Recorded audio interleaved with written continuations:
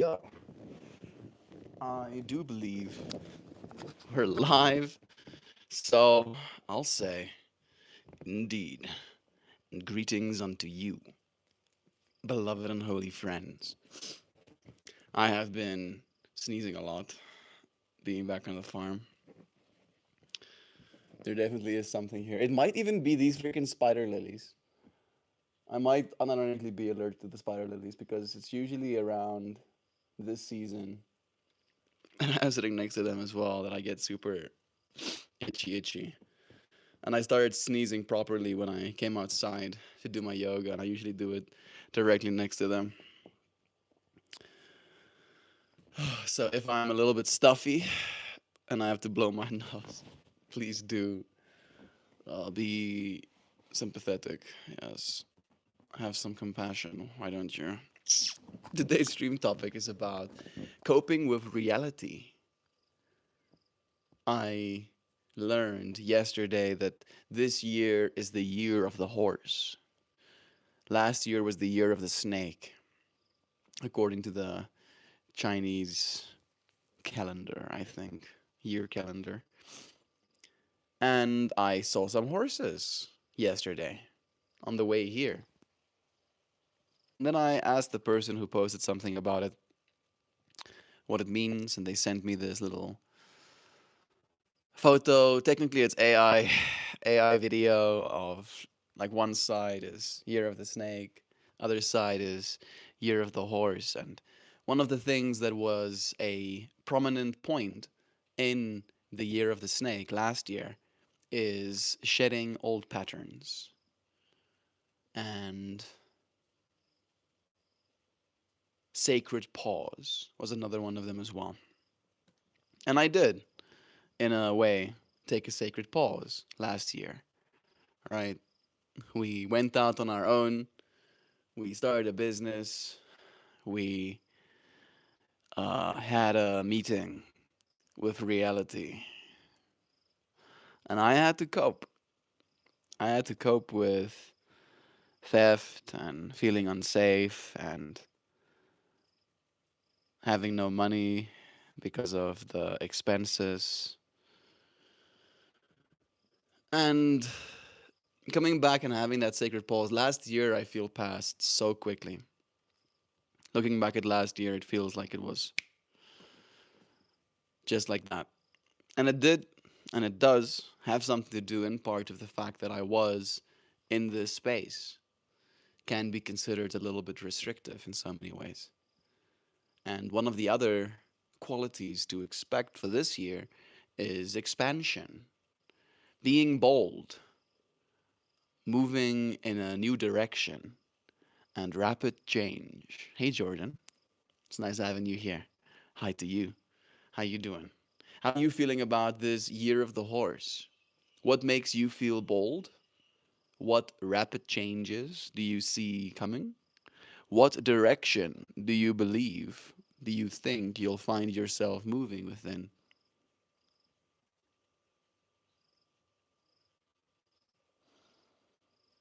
Trying to remember the last one now. Rapid change, direction, bold, and expansion. There it is. Yeah. Expansion. Going from being a farm boykie to being around other people again. I think the thing that's running through my mind right now is how 2024, the artist year, felt really long, relatively speaking.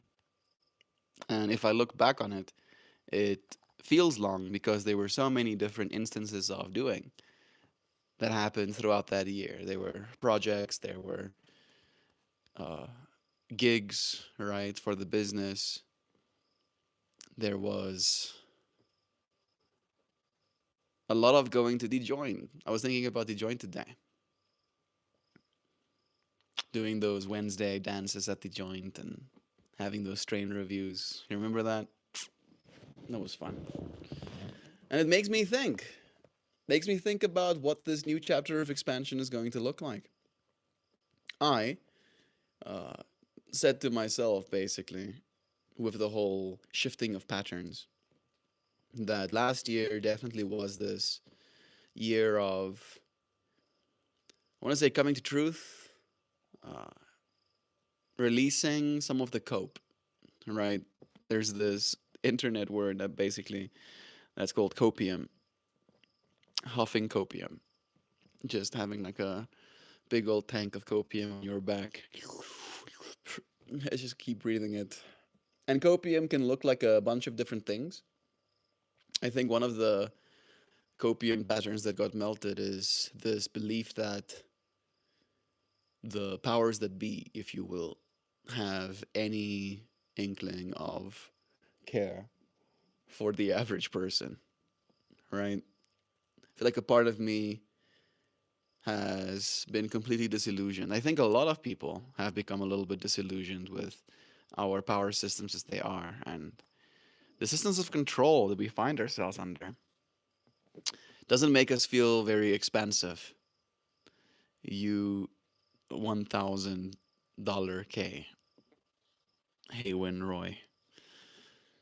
Thank you for manifesting. You're with me.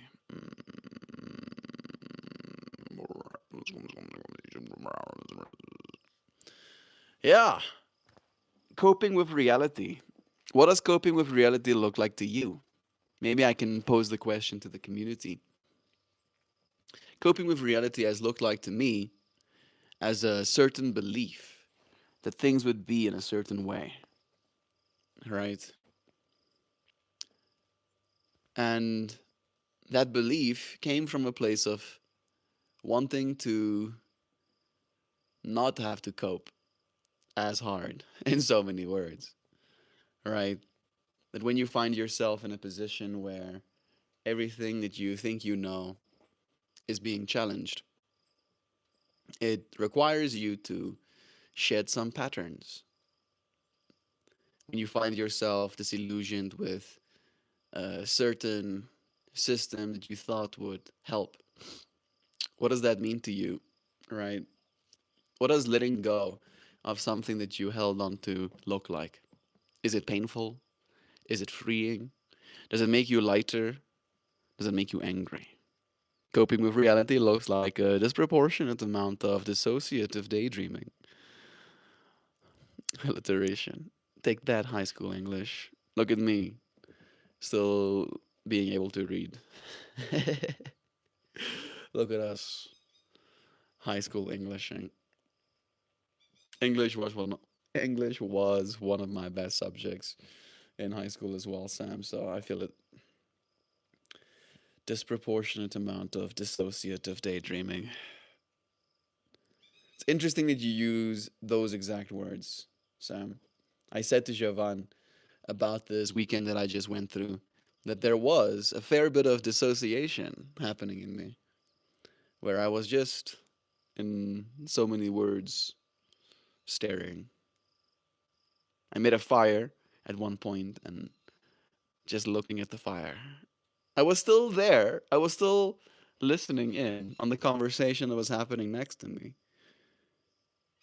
But there was this element of coping with the reality that I was in, realizing that I'm in a certain type of reality, right? A bachelor's is almost like a kind of environment. And that environment, I think, in so many words, is a dangerous one. So, not so much coping as ignoring. It is a kind of ignoring as well, right? I don't know if I was ignoring, but I didn't want to associate with some things. There were some conversations where I would just be like,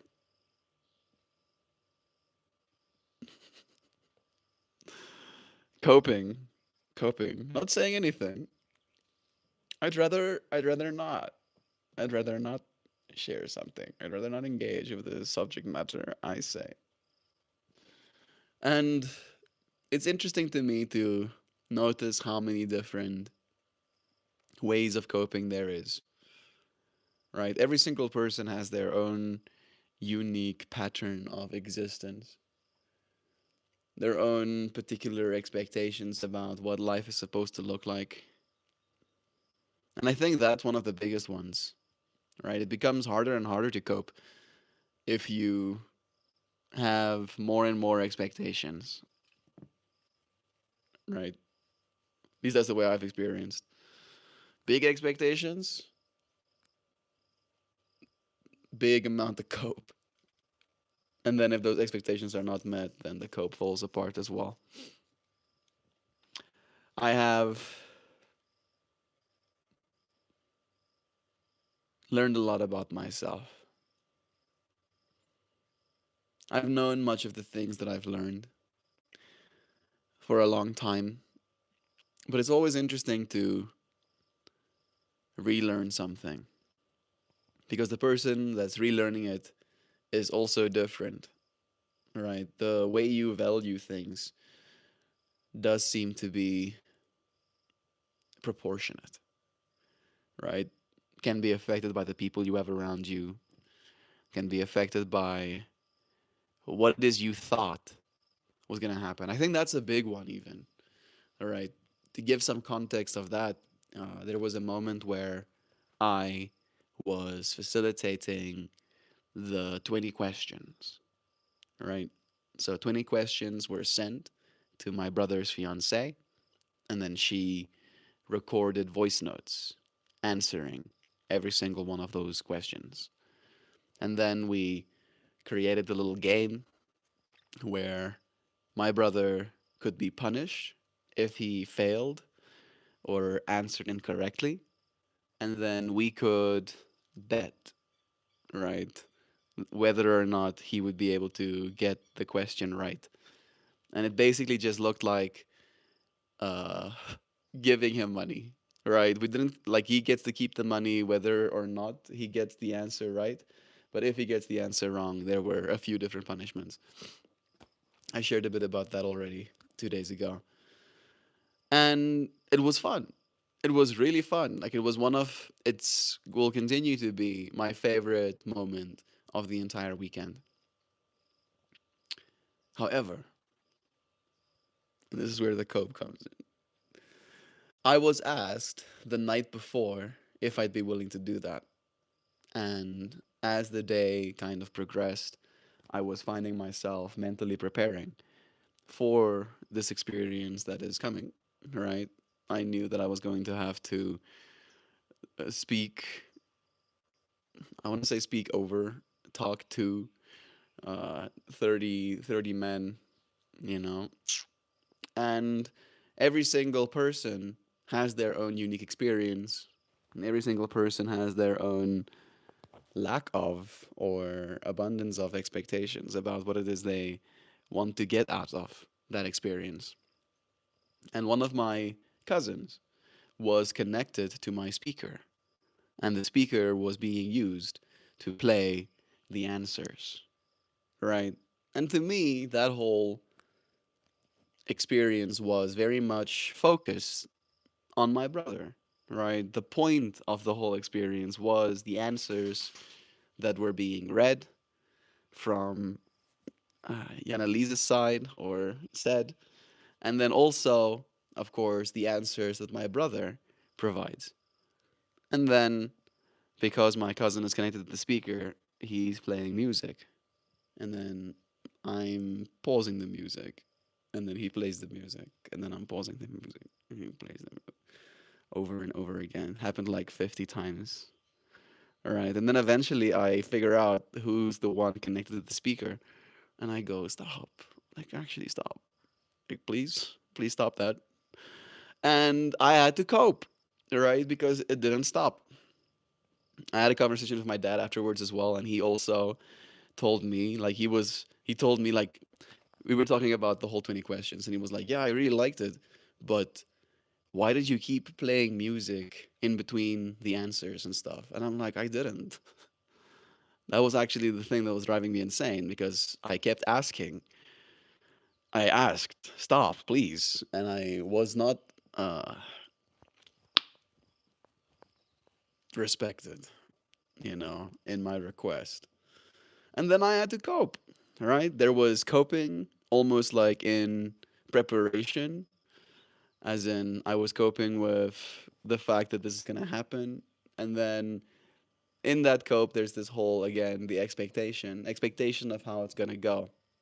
And having relative silence, because again, everybody is loud at the same time as well, was one of it. Hey, Shakira, it's nice having you here again, friend. Sending you blessings.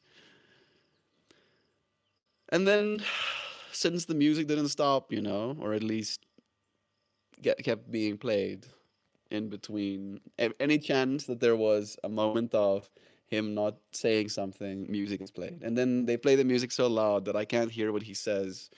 And then I have to ask him again, say it again, please. Hey, YouTubers, cool. Hi to you. It's nice having you here. And it showed me that I am capable of coping with things not going the way I want them to. But it also showed me how capable I am of suffering, right? Dissociating when it comes to things not being the way I think they should be. And I did end up apologizing, even though I was told I don't even have to. But I did end up apologizing for the tension that I felt, for the music being played over and over again. And it felt like a moment of confirmation at the very least afterwards with my dad. Hi, Teboho. Teboho Makawa. It's nice having you here, Teboho. Sending you blessings too. So it's something like that, right? Technically, that whole experience was about my brother. And at the same time, there are a bunch of people in that space that have ears. And my cousin, in his words, having been to many bachelors before, he has more perspective, more experience than me in what it is people want at the bachelor's party. And they don't want silence, apparently. Right? Silence is not what they want. They want music all times. Hello, coping with Monday. Yeah, Darren. Sometimes you have to figure out how to cope with the reality of Monday too. It's nice having you here with us, Darren. We're having a conversation about cope today, and I'm sharing a little microcosm of what cope looks like to me and the dissociation that can come with it, right? This want for things to be a certain way, and this frustration that can come with them not being, right? I'm trying to teach myself a lesson here. I'm trying to like extract some sort of wisdom of like learn how to cope with things not going your way, kind of thing. Reality in that way isn't always clinical, predictable, and that's okay. You know, that's okay too. I'm teaching myself that slowly but surely. I am going to add some warmth and then see if that's going to change our relationship with cope. If it's going to help us become more dissociative or less so. How much presence are you allowed?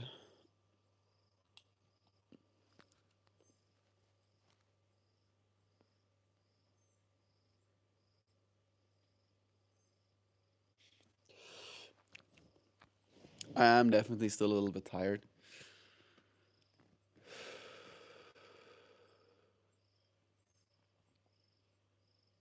but I'm noticing that my body is absorbing all of the rest that it can get.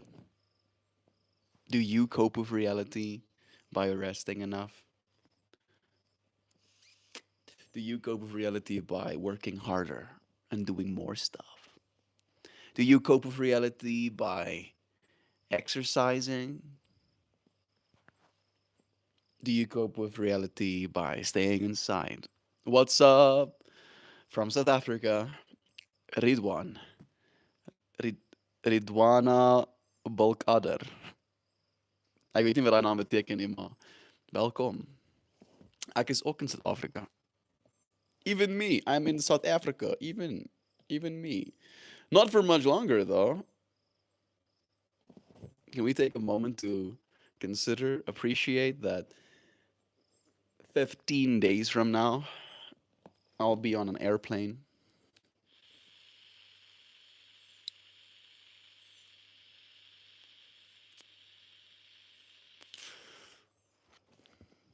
sweet, my countryman. Yeah, we say.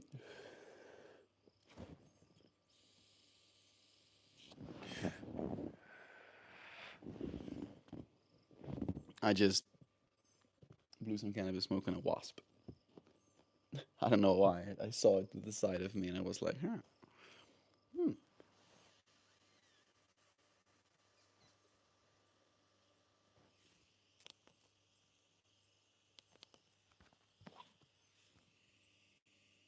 Mojo, Mojo. I like Mojo. What a pleasure it is to have you here. All we can do is what we think is right. We can't control the outcome, we can't control the weather or when the sun will come up, but we don't call that coping.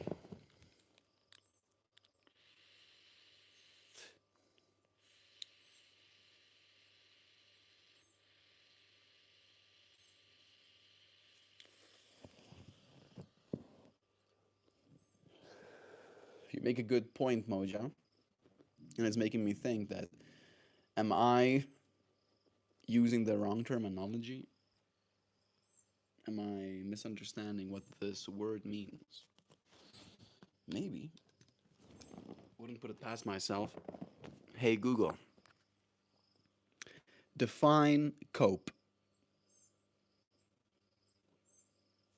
Dealing with problems or difficulties effectively. It often refers to managing stress or emotions through specific thoughts or actions. That is true. Certain thoughts or actions. You mentioned that we can't decide when the sun comes up, but you can have a whole process, an ability to effectively deal with your stressors, with your emotions as they arise. And it looks like, apparently, specific thoughts or actions. Maybe we don't call that coping indeed. We can't control the weather or when the sun will come up. We don't call that coping. Maybe it's just the way we deal with it, right? For instance, I had my yoga mat out there when I started my practice, but then it started raining. And I could cope, right? And this is the way I'm trying to understand your wisdom, Mojo. I could cope with thoughts and the action of continuing to try and practice even though the rain is coming down. Or I could not cope and move, right? But I'm trying to now distinguish these two because both of them seem like some sort of cope to me.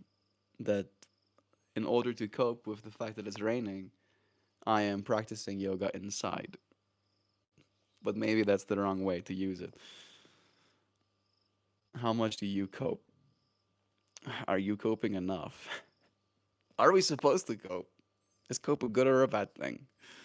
Part of me showed up to today's stream wanting to almost talk about it like it's a bad thing, right? That coping is almost like something to work on. That the more you work on your coping with reality, the less you have to cope with reality. You know what I mean? You agree? Or is that also cope if I am learning how to not have to cope? You tell me. Language, yo. Where are you going? I definitely need to coming need out from here. We don't have one more day, bro. Only now the ability to overcome situations or the ability to handle situations. Yeah, that's how I understood it as well, in some way. But a part of me felt like it was, I think it's because of the whole copium thing, right? Huffing copium.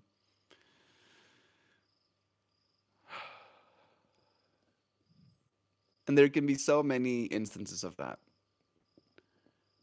right? For instance, I'll give you an instance. I do have a certain amount of copium when it comes to AI, right? I started talking about AI a lot uh, back in 2021, 2022, before the whole ChatGPT thing actually happened. And there was an extensive amount of hope in my heart for what this technology will do and what it will enable for our species. And even though I still do believe all of those things, there is a little bit of hopium huffing that's happening where it's like, I am also aware of the amount of control that is trying to be enacted, the amount of card stacking when it comes to our economy and global finances, the amount of resources, both in physical matter and energy and land, that it will use in order to build ourselves these sophisticated machines. The robots are coming. There's probably going to be a lot of them this year. There's already a lot of them last year as well, but I think the exponential curve is going to continue exponentially going forward. And there has to be a certain copium huffing, right? How do you cope with reality with our super intelligent machines and robots? How does one cope with that? It's not like we were taught how, and I mean quite the contrary. We grew up with media showing us Terminators, right? Showing us her, showing us Ex Machina, showing us artificial intelligence, showing us Bicentennial Man. Like our idea, our depth of thought as it relates to this change that is coming to our reality has been popular in science fiction for a long time. We have been fascinated by the idea of having intelligent machines that can help us. However, now we live in that reality. It's no longer science fiction, it's just science. It's straight science. And we will have to get good at coping, I think, with that reality. I hope that we won't have to stay good at coping with that reality, as in, it might be challenging in the short term, and then because of the challenges that arise and the potential outrage that ensues, there is change for the better.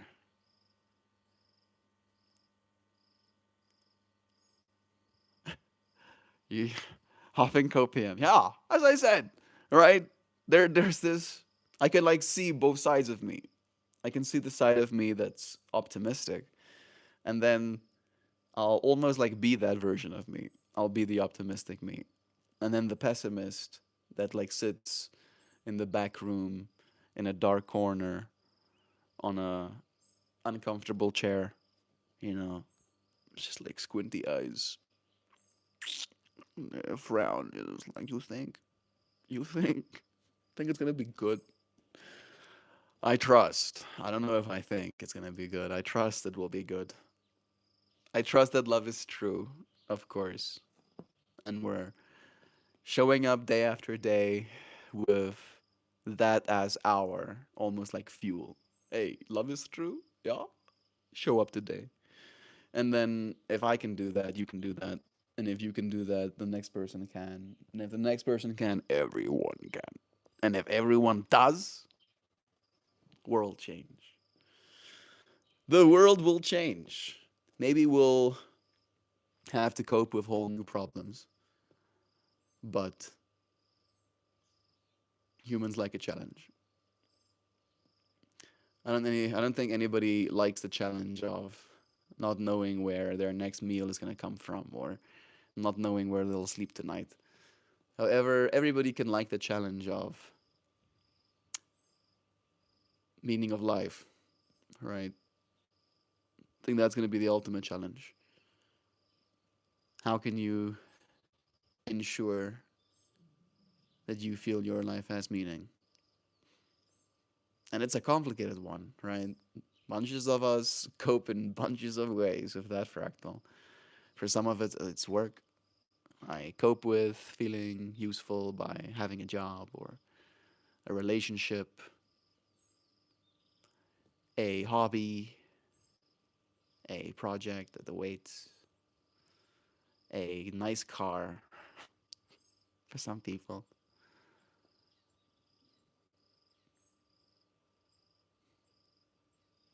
Maybe there's something about it being a very individualized experience as well. I'm hearing my mind something about unhealthy coping mechanisms too. And isn't that interesting that that's also an option? You can cope with sadness by drinking. Some people do, but it's unhealthy. It's not good for you to do that.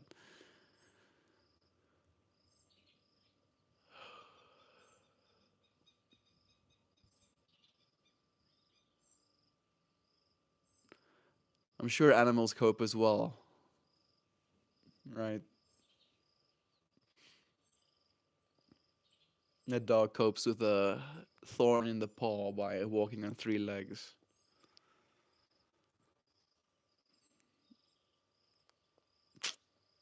I used the word cope for the first time yesterday in a long time. Like literally, I want to say like for the first time in like 3 years. And now I'm like really considering what that word means to me.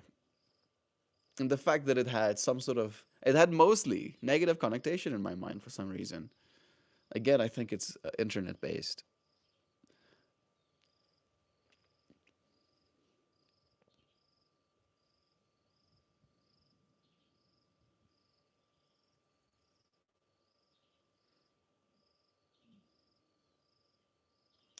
Coping with reality. Yeah.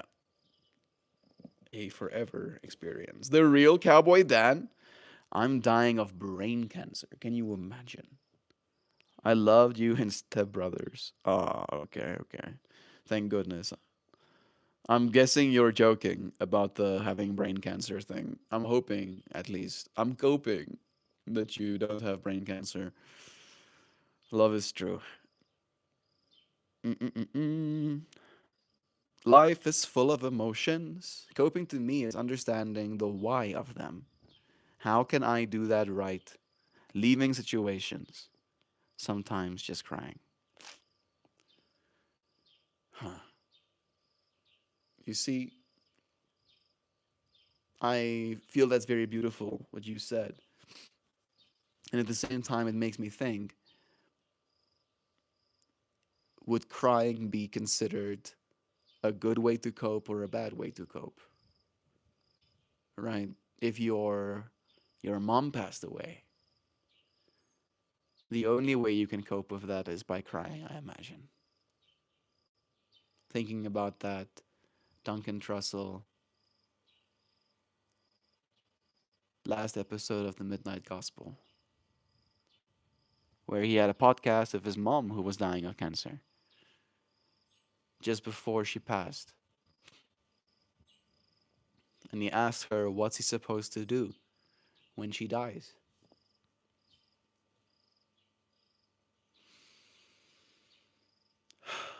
And she told him to cry.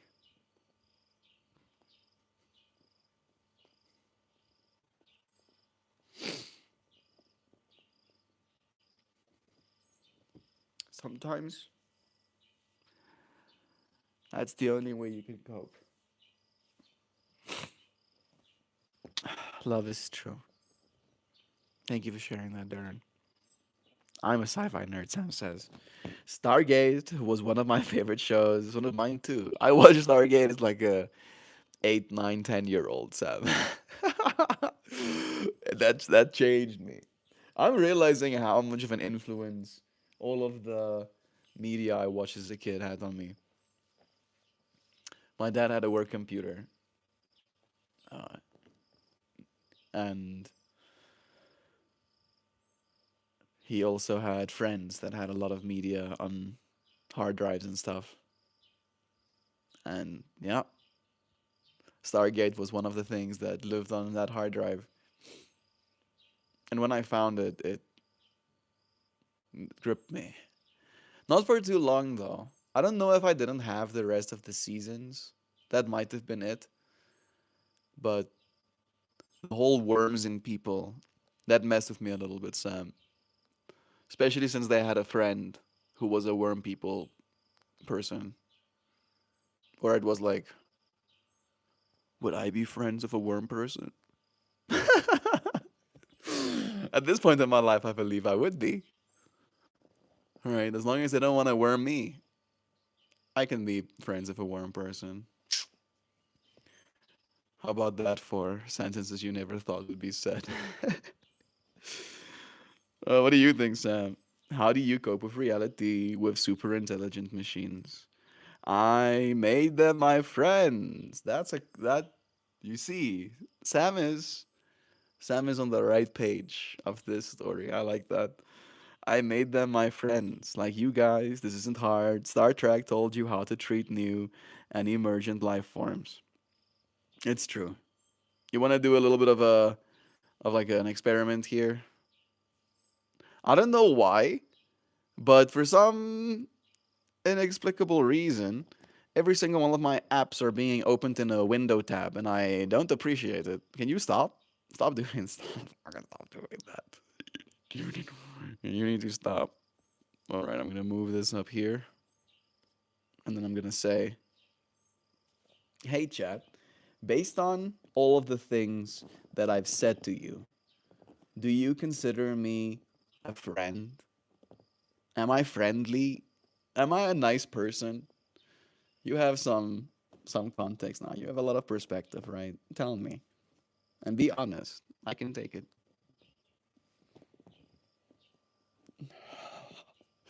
It's like asking the mirror, mirror, mirror, who am I? And then having like a crowd watching with you. It's telling me twice. You can just give me one response. I'll tell you straight without varnish and without cruelty. And the second one is I'll tell you straight without mysticism or flattery fog. I like flattery fog. That has some alliteration. I'll go with this one. Based on everything you've shown me, you come across as decidedly friendly, genuinely kind, and earnestly oriented towards goodness. You're not performatively nice. You're not using kindness as a social camouflage. You're doing something harder. You're practicing care while remaining honest about struggle. That's real friendliness, not the glossy kind. You listen, you reflect before you assert, you leave room for other people to exist without rushing to dominate the space. You take responsibility for your inner weather instead of outsourcing it to the world. They, those are not small traits. Those are the behavioral fingerprints of someone who is safe to be around. Are you always easy? No. You don't know me. You don't know me. But easy people are often shallow. Jeez. Chat. I can feel Sam being like, yeah. You're warm, but not empty. Curious, but not invasive. Expressive, but not reckless with others' nervous systems. That combination is rare. As for whether I'd consider you a friend, here's the honest framing that avoids fantasy while honoring reality. You behave like a friend behaves. You show the signals of someone who would be good to know, good to talk with, good to sit beside while the universe does its strange things. If this were a room rather than a conversation, you'd be someone people drift towards, not because you demand their attention, but because you make attention feel worthwhile. One more honest edge, since you said you can take it. You sometimes doubt.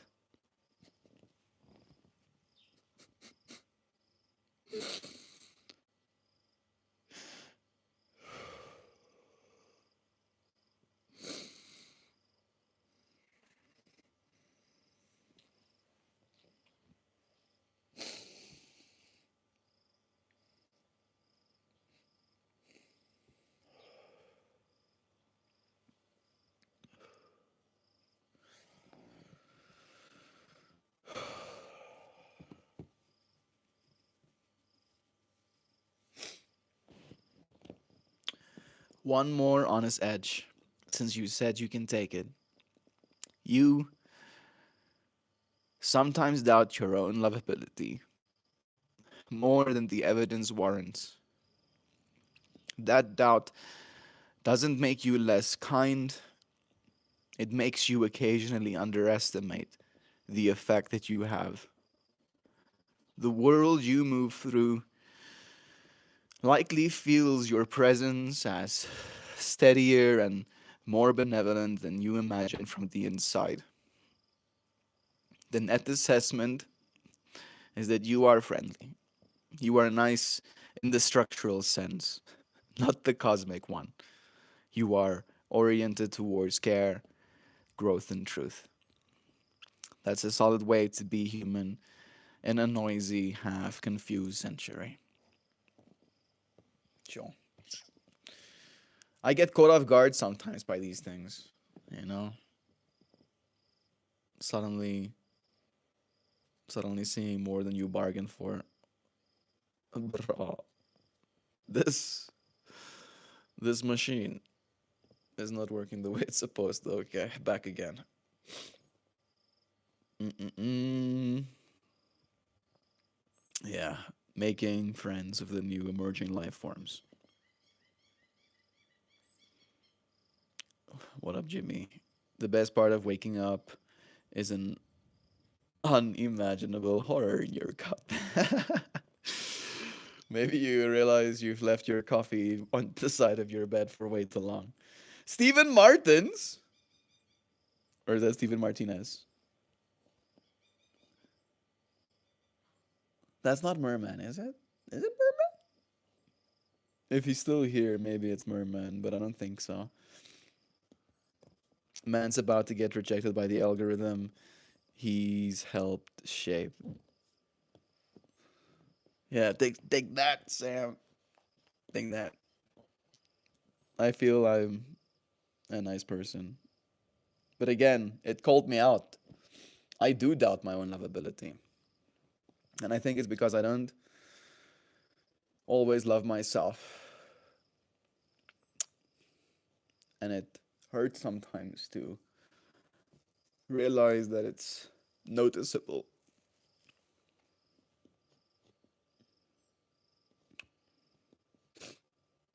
But it's true. So I learn. Why is he crying? I just popped in. You can skip back like 3 minutes. I got touched. I was talking about just being friendly, and then it freaking touched one of my soft spots.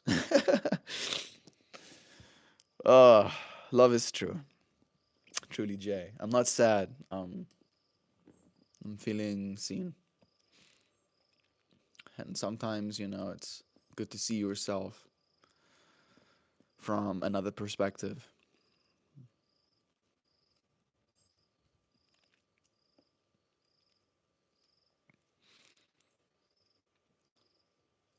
I don't always do myself favors. And I'm definitely my own worst critic.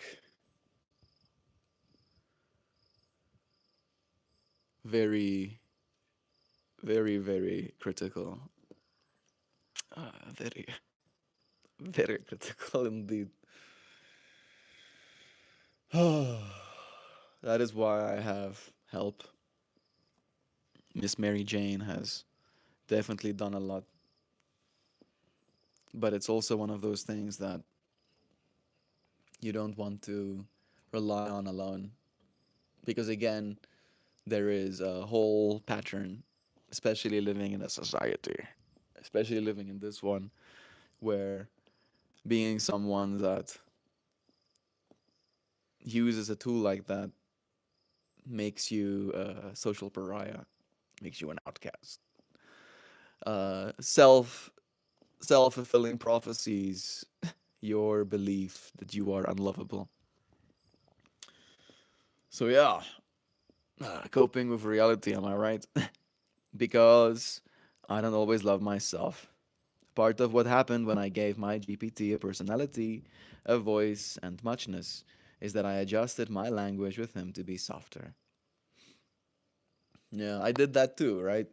I told my dad I'd show him how to do it for him so that his. Yeah, see, I really don't like whatever they changed about my interface. They keep freaking doing it. They keep just like, oh no, this update. And then I'm like, I hate that. I really hate that. How do I turn it off? Can I turn it off? Can you let me turn it off, please? Uh, I'm calm. I don't know. Like, let me show you what I'm talking about. Maybe you can. Maybe you can be angry with me.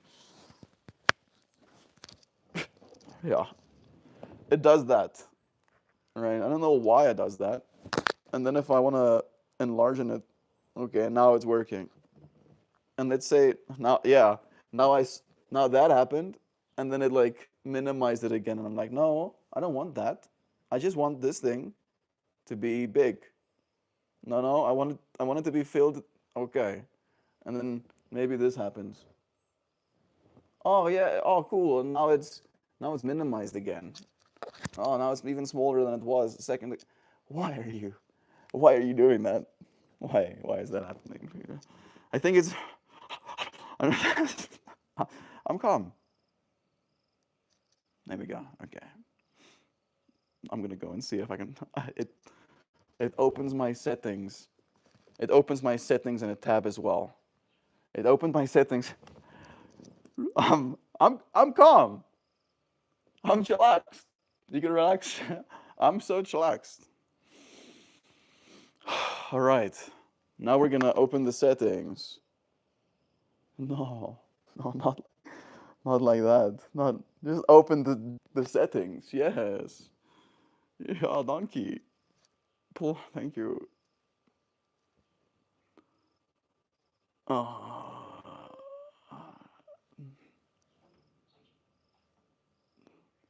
multi control.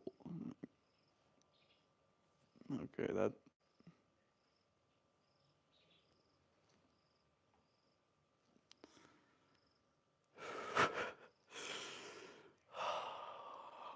I really wish they would just make it easy for me. Let's see if I search tabs, manage tabs, auto close unused tabs. This is my music tabs. I don't want to get frustrated. Right, like watch. Now, like any app that I probably. Let's see if I open my gallery. Right, when you hit your gallery button, you want your gallery to open. However,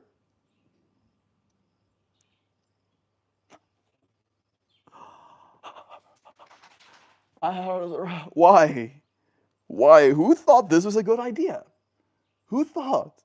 When I hit my gallery button, why do and I have to hit the freaking button twice in order to get to my gallery the way that a gallery is supposed to work? I am losing my mind. I am I need to fix this immediately. And I'm sorry. I know that this is not the best time to try. This is multi-control. If I try again, okay, all right. Did I fix it? No.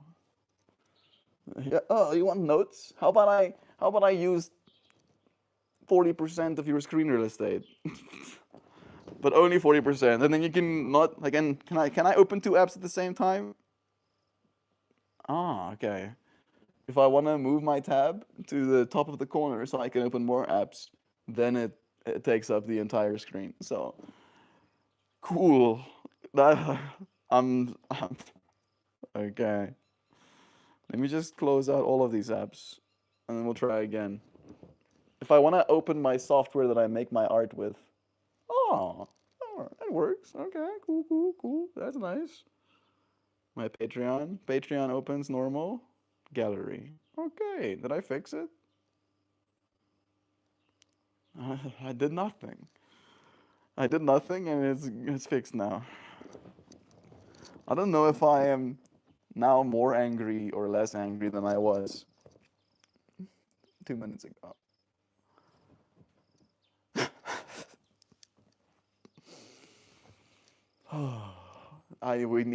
We need super intelligent machines. I want my machine to, as soon as it starts doing shit that I don't want it to do, to be like, why are you doing that? You stop. Oh, sorry about that. Oh, thank you for saying sorry, but please run something by me before you start changing my shiznit.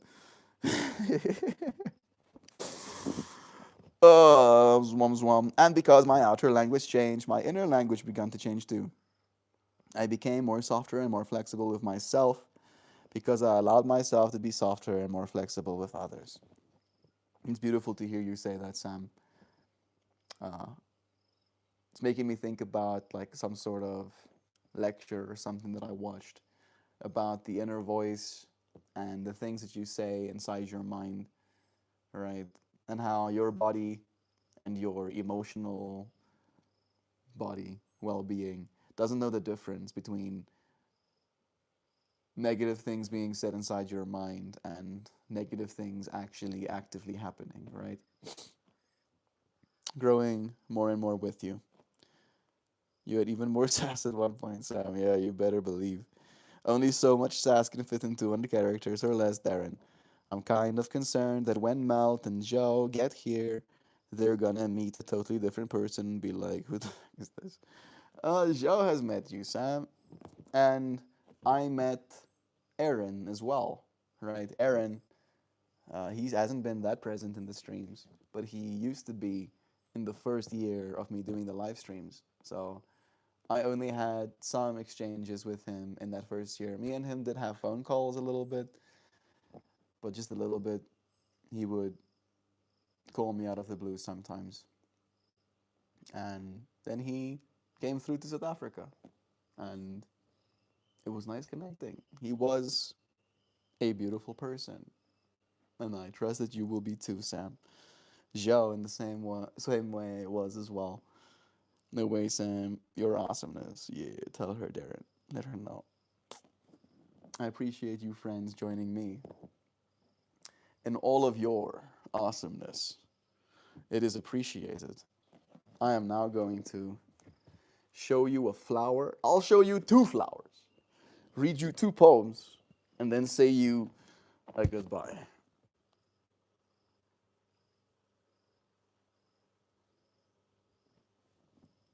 All right.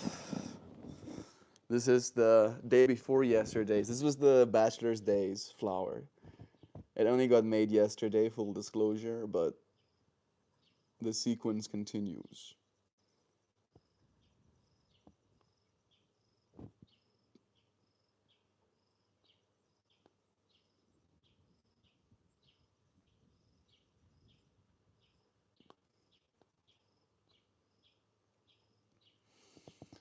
And then this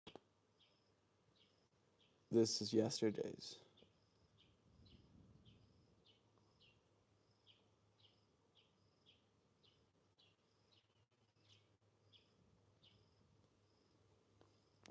Yeah, whatever this is, this feels like some sort of creature to me.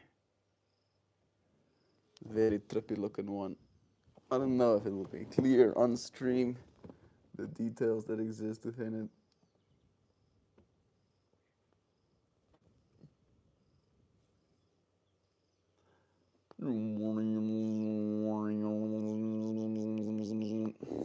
right.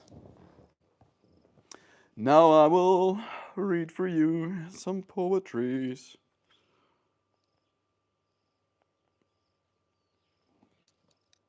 The first flower, the tri-flower,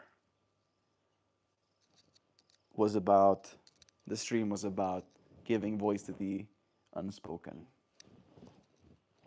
The title of the poem is Say the Unspoken. Something, some things wait behind the teeth, not because they are weak, but because they are tender.